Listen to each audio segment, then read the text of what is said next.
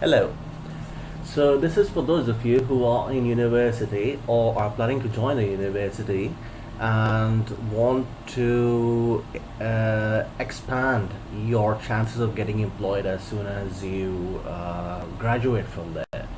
Whether it's college, whether it's university, depends on where you are in the world. Now, I'll tell you a few trick and tips of how to do that and how to diversify yourself to get employed as soon as possible.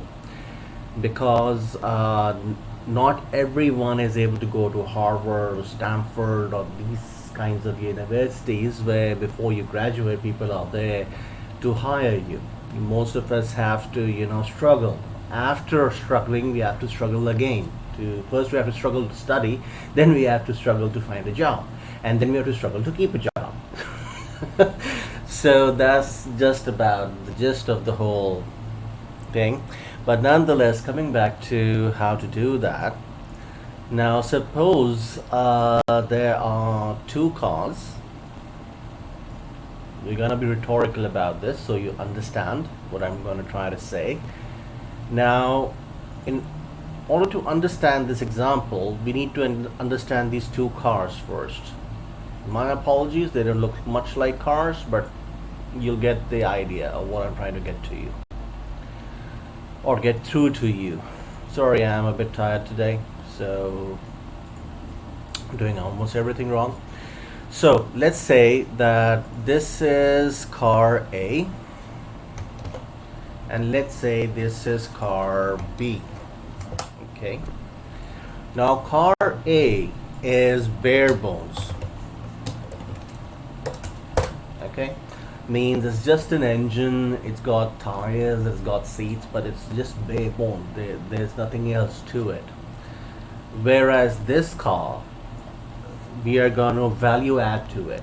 How? Let's say we are gonna say we add power windows. Okay, we add power steering. We add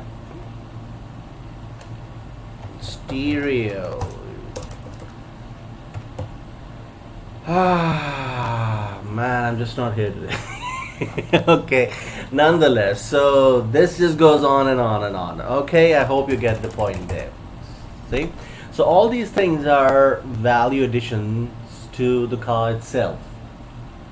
Now, if someone if you were to go and rent a car and the agent was to offer you two cars, one car for the same price is bare bones, and the second car is it has got all these attributes. It's got power steering, it's got power windows, it's got a stereo, it's got leather seats, it's got fenders, it's got body kits, it's got turbos, whatever you might like to call it, exhausts, whatever.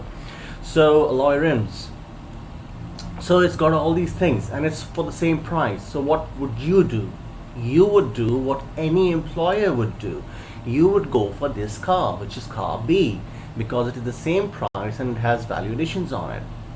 Similarly, what you should do during your university tenure is you should add, I won't say wealth, but I'm missing the proper word for it. Like I said, I'm not here today, I'm sorry. But add value to your CV.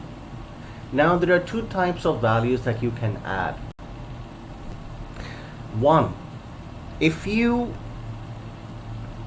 take skills and courses and certificates on top of your existing field. Let's say if you're studying engineering in some specific field, or you're studying architecture, or you're studying music, or whatsoever. If you do it in that same field, your value additions, your different courses, what is going to happen is that the employer would be happy because you would have those value additions in that same subject. But these are big employers and they are just 10% of the market. The jobs are very far and few in between. You might have a very difficult time securing a job in these organizations, for example, Fortune 500 companies and so forth. So,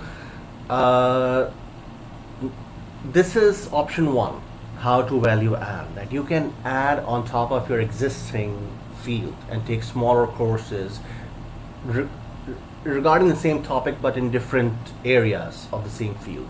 You just add some value on it. For example, if you're doing architecture, just do a little interior design, just do this and just do that. I hope you understand what I'm trying to say.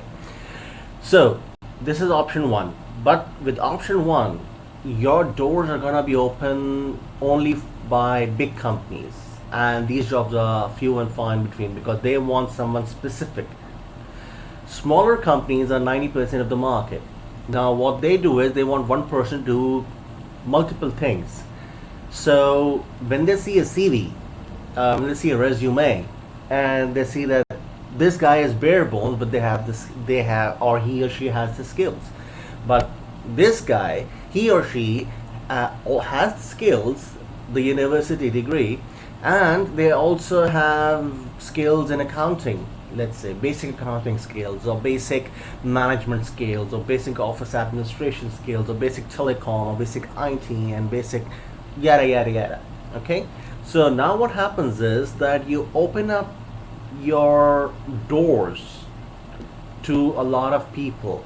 Your value goes up when a new company, not a new company, when a new person is looking for a job, a fresh graduate, they don't have any experience.